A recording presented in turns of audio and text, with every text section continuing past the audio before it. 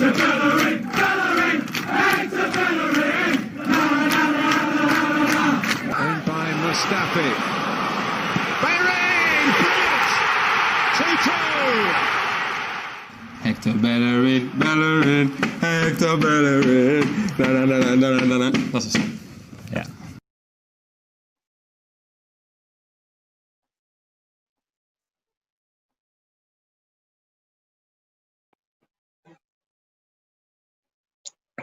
Live? Mm-hmm. All right, welcome everybody to the live halftime of the Saved by the Bellerin podcast. I'm Raphael, joined this week by, I'm every week by Ryan, Sam, and Dean. Gentlemen, 1-0 Arsenal lead. Let's jump into it. First 15 minutes, it seems Arsenal was having trouble shaking loose. Let's start with you, Sam. What was Leicester doing that had? We were talking about how it seemed like they were in a straitjacket. Yeah, we was literally falling into every little trap they initiated on the pitch. They seemed to be cutting our passing lanes pretty effectively. We couldn't get out of a half. We was looking for options, but every time we looked for an option, there was a man there.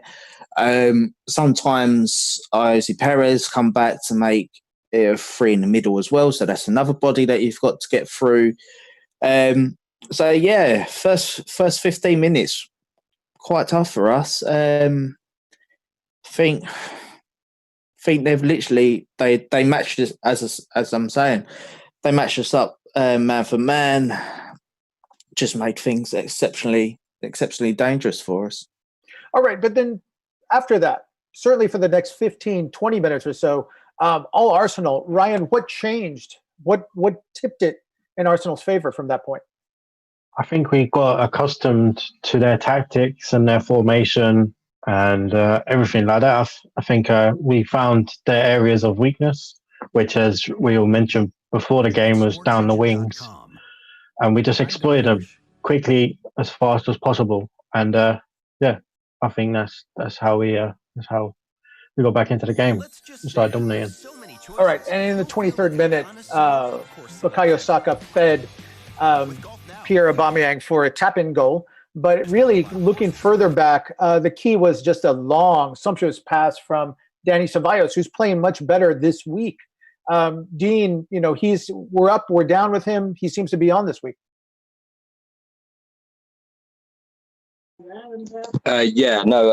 He, I've said before, quite tongue-in-cheek, but also slightly meaning it, that when Dani Ceballos figures out forwards a direction and he's on his A game, he does, really well. He can play the ball. I mean, there's times where he looks like a little bit like a lost puppy in that midfield.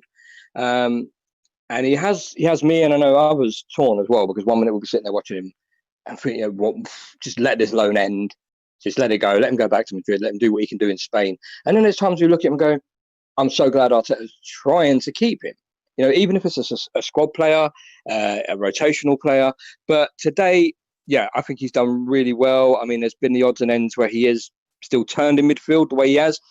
But there was a nice little pass partway through the game as well on the touchline where he got it to Saka. I mean, nothing ended up coming into play.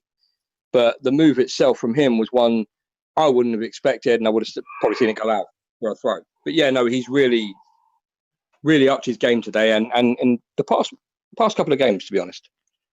All right. And Arsenal has the lead. It's 1-0. We were talking about this a lot the last 20 minutes of the half. It looked like Arsenal should perhaps have had at least one more goal. Ryan, have they been wasteful? Kasper Schmeichel made some really big saves, but there were other opportunities where it seemed like the goal was just there, begging to be put up on the board. Yeah, I mean, Schmeichel made, I think, only one decent save from Lacazette, but the other ones I feel like we probably should have scored. There's been a few chances where we was through on goal, and we took an extra touch or we took it a bit too wide, and I think we should be 3-0 up here. Because Lacazette should have scored where Schmeichel made that really good save, and then he had that header, which realistically he should be putting away because that is a striker's bread and butter. And then we've had a few chances where the ball's gone across the box and there's no one there. Like, where is our number 9? If our number 9's there, he probably scores twice extra. So, yeah. Gets to a point. We're probably the biggest point of discussion amongst us in the first half. The role of Alex Lacazette. Sometimes we're talking about him playing a little too deep. As you said, he seemed to have missed on an obvious goal. Sam, we're talking about possible changes. In your opinion, should Mikel Arteta go to turn over a little bit right at the half? Yeah, I did say whilst we was watching the game, I would prefer Eddie Nketiah to be up top in place of Lacazette, because Eddie's hold-up play and also getting into the box so that we can get on the end of crosses has got a lot better in the last couple of games. Whereas Lacazette, he'll hold the ball up, but he'll also try and hold the edge of the area. He doesn't bust a gut to get in and around the penalty spot or the 6-yard line.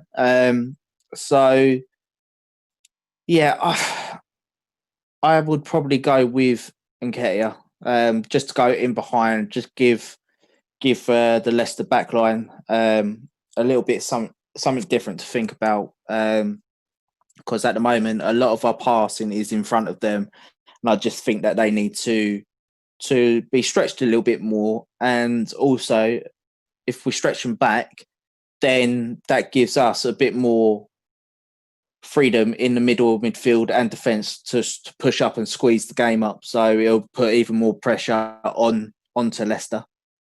All right, Dean, Emi Martinez made a big save in those first 15 minutes. Had to get low, stretch low, make a kick save. After that, backline really wasn't troubled. We're now 7 consecutive halves where Arsenal has not, in the Prem, where Arsenal's not conceded a goal. Not really big, but for this club, that is a big number. Should that give him the confidence, as Sam said, to push forward and go even harder for the second goal? I mean, 1-0 is protecting the lead is not really this team's strength. No, it's not, and you're right. And as you say, I mean, to some people it might not be a big deal. For a club like Arsenal at the minute, where a lot of the obvious frailties are coming from both the defence and the midfield, up until very recently, us keeping those clean sheets is massive. And you've got Mustafi, who is clearly outdoing himself at the moment. You've got, as we just said, Ceballos, and I want to make a point just quickly that I missed out. Right, his vision for long range passing is actually very, very good, and it was him that pre-assisted Saka for Aubameyang's goal. So and that pass was sublime. I do want to make that point in case people say I missed out that valid point there. But the midfield, we talked the other day about how Xhaka and Torreira is that link up. Right now, I think Ceballos is making a point and an argument for partnering Xhaka in that midfield. I do feel the confidence is going to be there. I do feel it's going to be give us confidence to push up and get that second. But I do want to state that the second needs to come. We are keeping our heads up, and we don't seem to be breaking since that first goal. But as we've seen before that 20 minutes, in that 20-minute spell leading up to before we scored, Leicester are capable of breaking us and breaking through our defences, as was that point that we couldn't even get out of our half. So I feel the confidence is there. The confidence will be high. Martinez is making a great argument for battling Leno at the moment. Some of those saves, as you said, is making a great one. I nearly fell off my chair when I shouted about his kick save. That was brilliant. But yeah, no, I think we've got the tools at the minute, and I really feel we can push up and get that second. All right, and again, in the pregame, we talked a lot about how imbalanced Arsenal is, very left-sided at the moment. Their goal came going up the right. It was Ceballos to Saka, who then fed Aubameyang cutting in from the left for the goal. Ryan, it seems that when he plays, Hector Bellerin is microanalyzed by everybody because he's had such a rough comeback from his ACL. He started this half. What do you make of his play for the first 45 minutes? I think he was a bit shaky in the first 10, 15, as was everyone. But I feel like he grew into the game and he got a lot better. He started taking a little bit more risks. He started going forward a little bit more, and his passing was that tiny bit more accurate. That going forward that we need from a wing back, as we saw with Maitland-Niles against Sheffield United. And when Bellerin plays like that, he is our first choice right back, and it's just so good to see him running forward with the ball, trying to get into the box, and a lovely little nutmeg to Saka for a chance. And it's good to see it. And that ball for Lacazette's header, Bellerin is starting to pick it up, and I think it's the extra competition from Maitland-Niles and Cedric that's pushing him a little bit further. All right. Very quickly, they're about to start the second half. Sam, who do you look to? Who might be Mikel Arteta's first subs in the second half, regardless of when they occur? I would probably say Saka to go into the middle of midfield and Ceballos off for Pepe would be my first sub. All right. Dean, any other opinions? Any other names you would put forward? Just to echo Sam, really. I do like the idea of Lucas, though, definitely. And the obvious one, I think we said it at the beginning of the game, said it at half-time, Nketiah on for Lacazette. So, yeah. All right. Ryan, any different names? Same ones? And when might you look for the subs? I think I'm going to go a little bit different. I think we should bring on Pepe, put Aubameyang through the centre, bring on Torreira as well. And yeah, that's pretty much all I would do. Bring Pepe on because I think he's got a bit more dribbling ability to take on their left wing back and left centre back. All right, everybody. Thank you for joining us on this abbreviated halftime. Halftime's about to end. Join us here at the end of the match for a much longer analysis of the full match, and obviously we'll revisit some of the transfer stories that we had in the pregame. But as for now, get your drink, get your food, settle down. Second half is coming. Catch you on the other side.